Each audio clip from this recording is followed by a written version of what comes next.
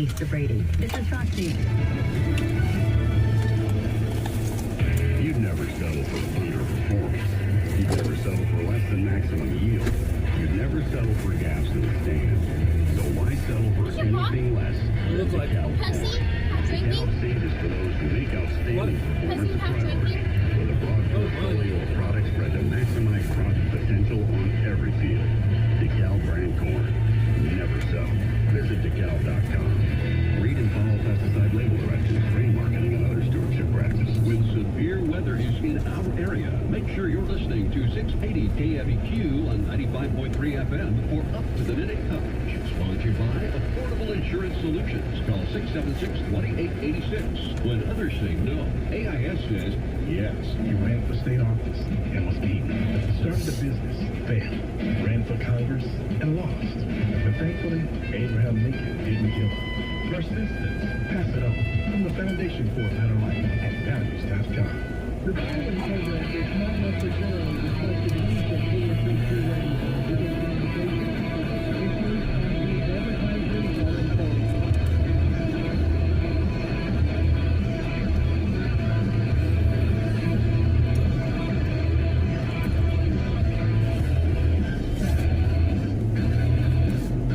Happy Thanksgiving.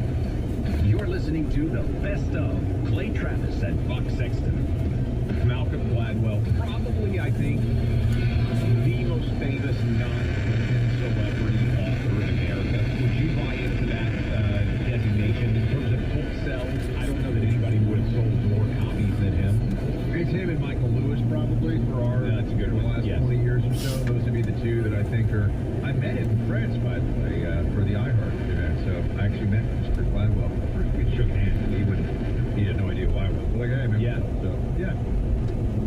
So I'm going to play a cut for him. I imagine a lot of you have read his books. Tipping Point is probably the most famous, but he's got a ton of different books, and I think he has a very popular podcast. So I would bet a huge percentage of you are familiar with who Malcolm Gladwell is. So let me take you behind the scenes a little bit here. I sold my company Outkick to Fox in 2021. On Super Bowl Sunday 2021, we made $2 million in affiliate revenue from FanDuel. That Super Bowl day, the company that I ran, we had founded, we were one of the top affiliates in the entire country. So if you were watching Tom Brady, Tampa Bay Buccaneers go up against Patrick Mahomes, Kansas City Chiefs, our company, and to a large extent me, made more money than anybody playing in that game on sports gambling affiliate referral deals. We were, for FanDuel, which is the biggest sports affiliate company, sports gambling company in the country, we were either their best or second best affiliate partner in the country. Pat McAfee, who now is at ESPN, was also wildly profitable for them. We were their two best at helping to promote, and I love sports gambling. Obviously, we've got a great relationship with PrizePicks, which ties in here with that. We made $6-7 million a year on that deal. That was important for us as a part of the company. Sold the company.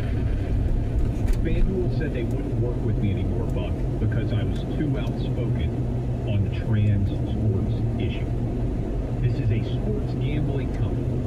They said Clay is too controversial because he is saying men should not be competing in women's sports. And FanDuel is worried about the controversy that he brings for being so outspoken on that issue. As a result, FanDuel refused to work with me. And as a result, refused to work with Outkick. So, me merely saying men should not be able to compete in women's athletics cost the company that I founded and owned around $7 million a year. I don't know how much money you guys make, but $7 million a year for a media company is a big, huge part of what allows the company to be profitable, to employ tons of people. But, as a matter of principle, I said I'm not going to stop talking about this, even though FanDuel saying, well, you're too controversial for saying it. So the reason why I give you that backstory is it was, even though it's 100% the right thing to say, it took chutzpah. It took sometimes turning away from millions of dollars to say what I personally believe to be true and allow the company to be at the forefront of arguing this is No. Not what you personally believe to be true. Yeah. What is undeniably, unequivocally, obviously, and as clear as anything could be true, which I think is an important. You weren't penalized for an opinion. You were penalized for a fact, which is a whole lot. That is Soviet Union level stuff. That is everyone is starving. Say the grain harvest is the biggest grain harvest of all time. That is a manufactured delusion, my friend. And if you wonder, why did people not step up against this across all of sports? Only Outkick, and really only me, at the were willing to make this argument. It's because the big advertising partners out there would grab you by the you-know-what, and they would squeeze if you tried to step out of line. This is the truth. Nobody else will even tell you this. I'm telling you directly, okay? Gladwell came out. They have a big sports conference, sports analytics conference at MIT. And they had a bunch of famous, Malcolm Gladwell has a connection to sports. He's a big sports fan. He's done sports-related reporting and stories. And he and everybody else on that panel at the, I think it's the Sloan Kettering MIT Institute or whatever, refused to speak out against men competing in women's sports because the consequences were real. What I just told you, it could cost your company millions of dollars. It could cost you personally millions of dollars. It could impact your employability. They were very targeted the way that they attacked you. And now he's come out. This just happened yesterday. And Malcolm Gladwell says, hey, I was bullied, I was cowed, I was afraid of the consequences, and now I'm going to tell you the truth. Men shouldn't be able to compete in women's sports. Listen.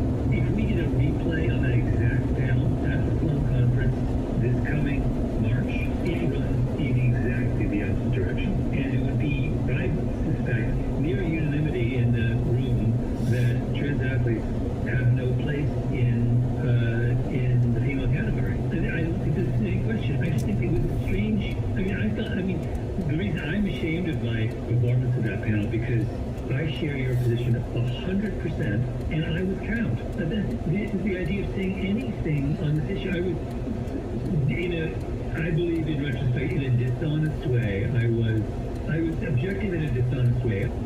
Okay, I give him credit for coming out and being honest about this. I think this is so incredibly important because there are consequences, unfortunately, when you are willing to speak the truth. I think your qualification is important there. This is not me arguing what the tax rate in Moldova should be, and we're sitting around and we're like, well, this is dudes are not chicks and chicks are not dudes, and pretending they are is a lie. That is what I say. Even in the world of sports, it's beyond that, Buck, because you're saying men don't have a competitive advantage, or you're sitting around and you're saying, well, we have to do studies. No, men are bigger, stronger, and faster than women. We don't study this. Underlying all of it, and this has to be remembered, is that for example, this is usually what we're talking about in the sports context, trans women are women, indistinguishable and to be treated by society and the law as women. Indistinguishable from women in all respects, even though they're not women. That is the actual foundational, mandatory belief of the trans movement, right? Is that what is the phrase? Trans women are women. Yeah, this is what they say, trans women are women. And that's why they should be able to play in women's sports as they want. I think this is important, though, and I see this everywhere, and people who may not be involved in media, a lot of you sit around and you say, well, how did this happen? It was, if you were willing to speak out on this issue, advertisers said, I won't work with this person anymore. And I'm talking about a friggin' sports gambling company. You think that it's a coincidence that of all companies, that should be one that recognized, hey, men and women's sports is ridiculous. They actually pushed back and they said, even though you play and your company have made us tens of millions of dollars, which we had, objective reality, you could look at it and say, hey, people love this, they wouldn't spend money with us anymore. And this is how they control what people say, because most people are not willing to give up the money. They just pretend this story didn't exist. It wasn't that everybody was as outspoken as Gladwell is saying there. It was just that a lot of companies just pretended this didn't happen, or they would say, as they still say now, I don't know why you care about that. Why do you even care? It doesn't happen that often. It's not that big of a This is always the progression, right? It's not happening that much. Why do you care? Okay, it's happening a little bit. It's good it's happening. Shut your face. We're in charge now. And this was COVID. This is trans.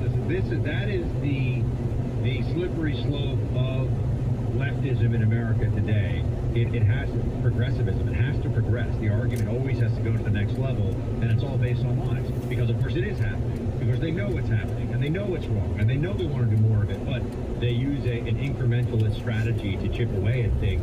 And for Gladwell to come out now and play, yeah, because everything has changed now. Now you can say it. Yeah. Now you can actually just say people like me spoke out so hard and took the slings and arrows. I will say, Buck, I give him some credit for acknowledging he was wrong, because what a lot of people are going to do is they're going to wait another couple of years and they're going to say, well, everybody knew this was ridiculous.